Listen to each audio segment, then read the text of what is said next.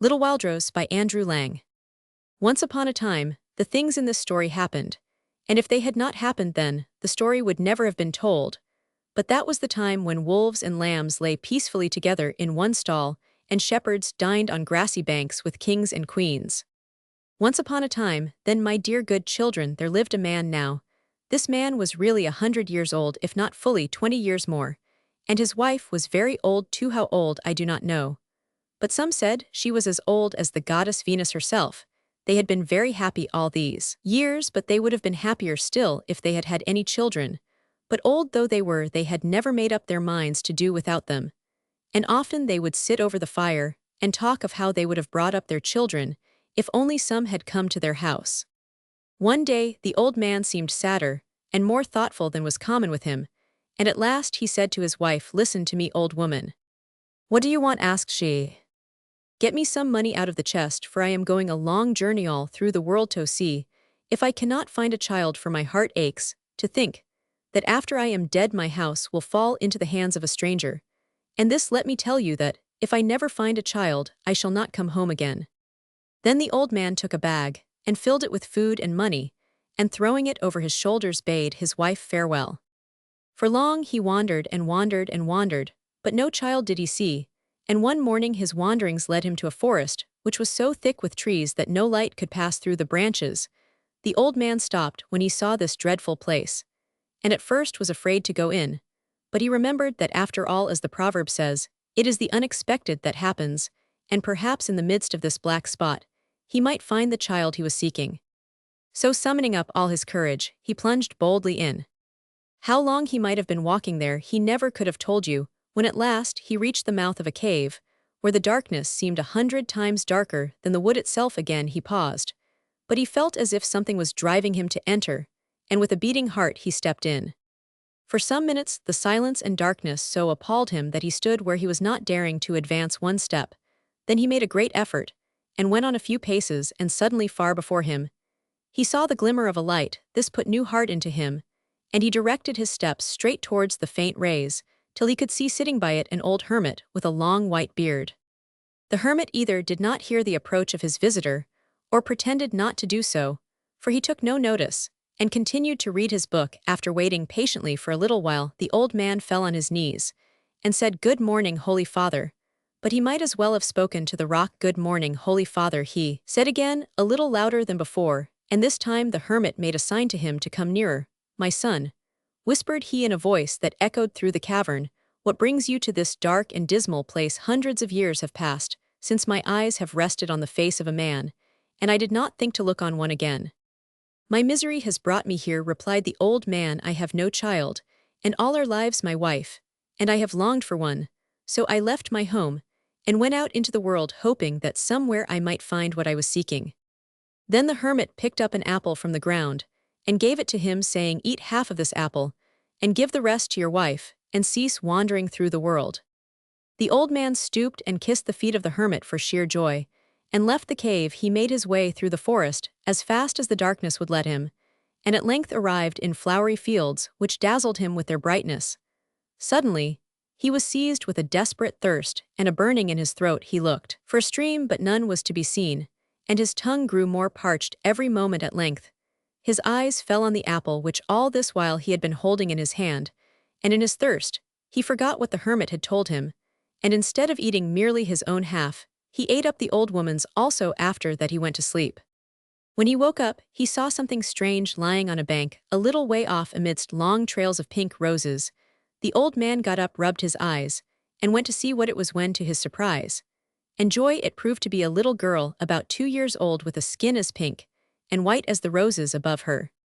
He took her gently in his arms, but she did not seem at all frightened, and only jumped and crowed with delight, and the old man wrapped his cloak round her, and set off for home as fast as his legs would carry him. When they were close to the cottage where they lived, he laid the child in a pail that was standing near the door, and ran into the house, crying, "Come quickly, wife, quickly, for I have brought you a daughter with hair of gold and eyes like stars."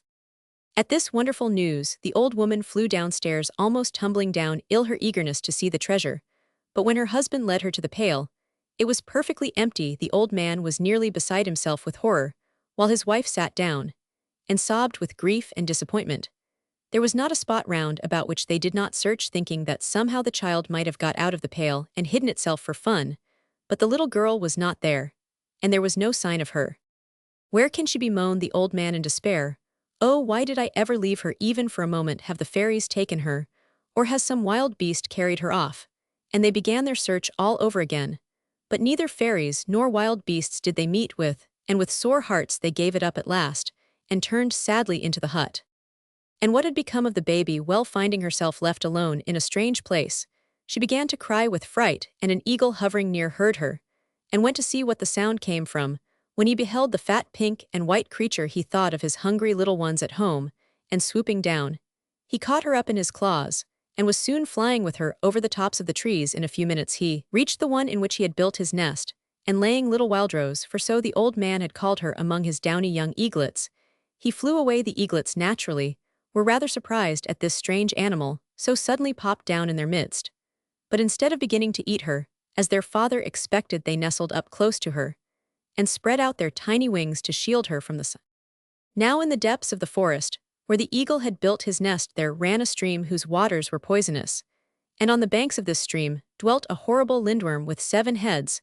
The lindworm had often watched the eagle flying about the top of the tree, carrying food to his young ones, and accordingly, he watched carefully for the moment when the eaglets began to try their wings, and to fly away from the nest. Of course, if the eagle himself was there to protect them, even the lindworm, big and strong as he was, knew that he could do nothing.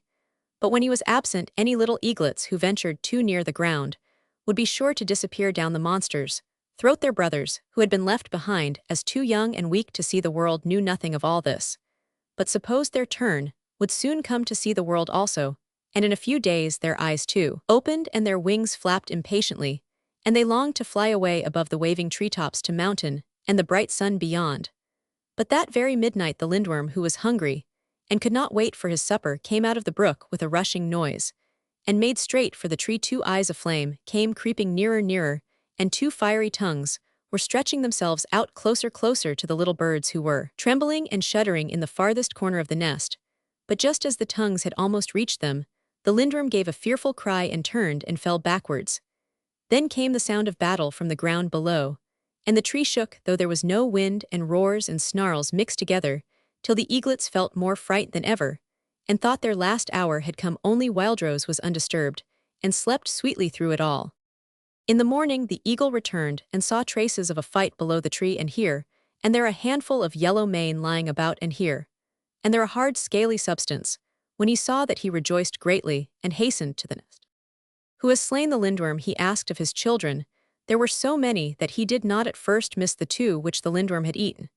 But the eaglets answered that they could not tell, only that they had been in danger of their lives, and at the last moment they had been delivered. Then the sunbeam had struggled through the thick branches, and caught Wildrose's golden hair, as she lay curled up in the corner, and the eagle wondered as he looked whether the little girl had brought him luck, and it was her magic which had killed his enemy. "Children," he said, "I brought her here for your dinner, and you have not touched her. What is the meaning of this?" But the eaglets did not answer, and Wildrose opened her eyes, and seemed 7 times lovelier than before.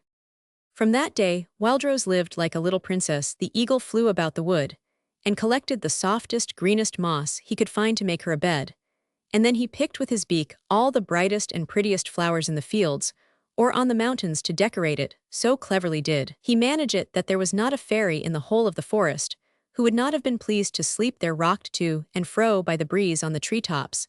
And when the little ones were able to fly from their nest, he taught them where to look for the fruits and berries which she loved.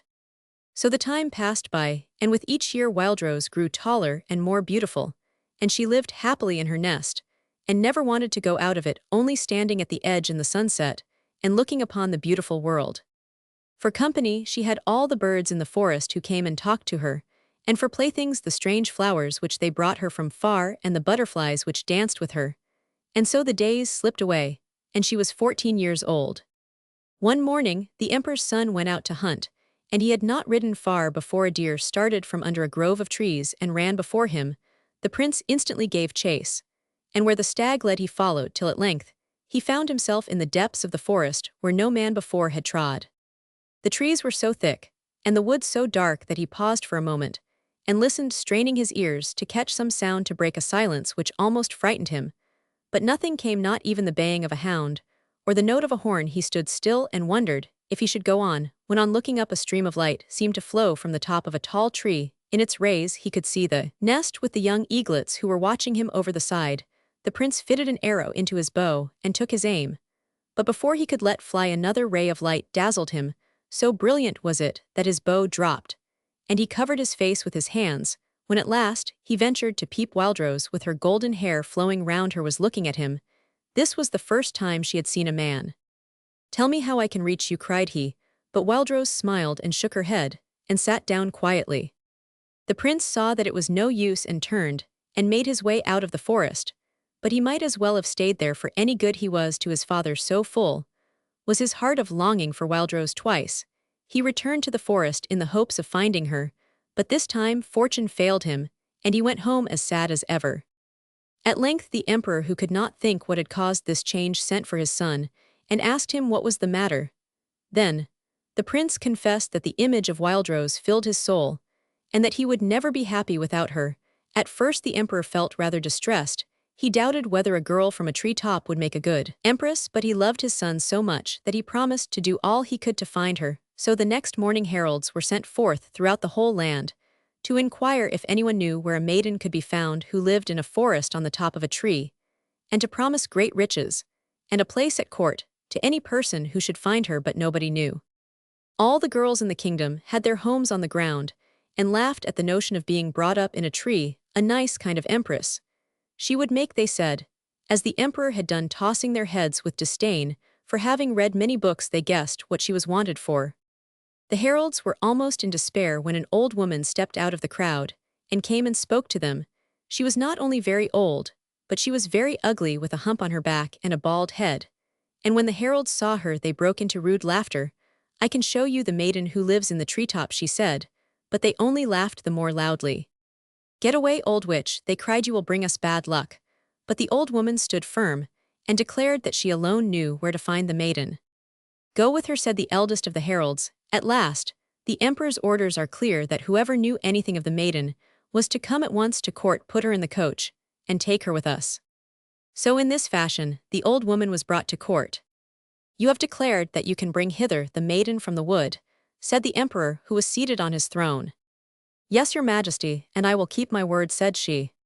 "Then bring her at once," said the emperor. "Give me first a kettle and a tripod," asked the old woman, and the emperor ordered them to be brought instantly. The old woman picked them up, and tucking them under her arm, went on her way, keeping at a little distance behind the royal huntsmen, who in their turn followed the prince.